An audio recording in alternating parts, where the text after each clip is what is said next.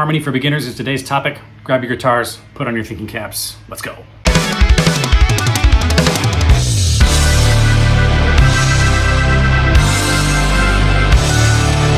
A few weeks back, I got a comment from a subscriber asking about the harmonies that I played during the intro. We're going to hit this topic from a beginner's perspective, and I'm going to try and provide only what you need to get started on this. Step one, we have to get ourselves familiar with the fretboard. Let's take a look at the fretboard diagram. Notice how the natural notes that aren't sharps or flats, are highlighted. You can use these natural notes to play in C major, A minor, and all the other diatonic modes, including Dorian, Phrygian, Lydian, Mixolydian, and Locrian. Diatonic just means 7 notes, and to simplify today's lesson, we're going to build our harmonies around the A natural minor scale. What we're talking about today will not apply to scales that have chromaticism in them. So this won't work with the harmonic minor scale, the melodic minor scale, the blues scale, the whole tone scale, Hungarian minor, Byzantine. There's hundreds of scales out there. We're just talking about diatonic scales today. So how do we get familiar with our fretboard? Well, there's a couple different ways, and they all typically involve dividing the fretboard up into some bite-sized chunks. So the caged system and learning your pentatonic positions, those both divide the fretboard into 5 areas.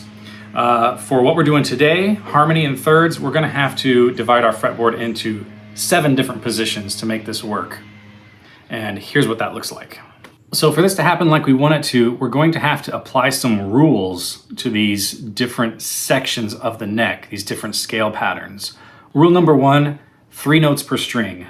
Rule number 2, the second and third notes on each string are the first and second notes for the next shape up, so that these patterns will all lock together like puzzle pieces.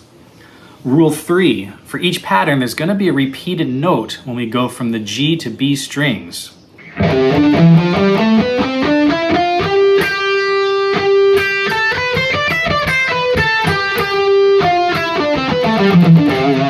You can leave that repeated note out if you want to, but then either your B string or your G string is going to have just 2 notes on it. Your other option there is to shift up at that point to eliminate the repeated note, which is a very common practice. Whatever you decide to do, you just have to stick with your rules, or else your harmonies are not going to work out the way you intended. Okay, so pause the video, memorize all 7 of these patterns, and then we can start laying down some harmonies. By far the most common type of diatonic harmony is tertian harmony, or harmony based on thirds. The simplest thing you can do to make this happen is to play in one of these positions, skip over the next one, then conform whatever you did into the shape 2 positions up. This is called a diatonic transposition. If you're doing this kind of thing, you're going to have to record with a metronome just to make sure that your 2 takes synchronize. So here is that A natural minor position, just played down the strings.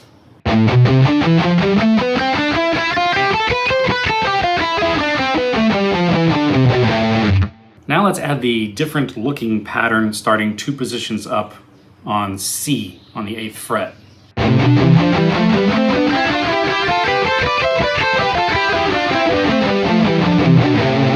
So that gives us our basic harmony in thirds. You can introduce a variation to your first pattern. You just have to make sure you do that same variation 2 patterns up so that everything syncs up and lines up. So for example, we could leave the 3rd note off of each string as we go down for a 2 note per string kind of thing.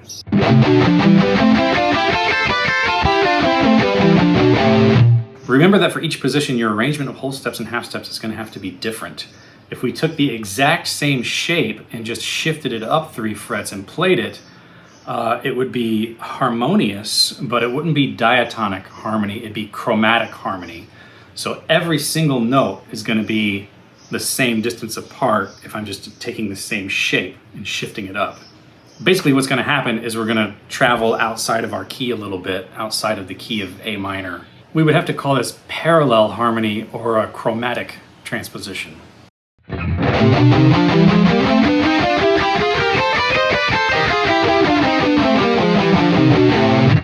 Let's go back to our diatonic harmony and try some arpeggios. Now our arpeggios are going to have to fit within our scale patterns that we've established. So what this means is I'll be able to play like a D minor 7 arpeggio here in my 5th fret area, and then moving up here to this area, I would have to do an F major 7 arpeggio. Here's what that would sound like.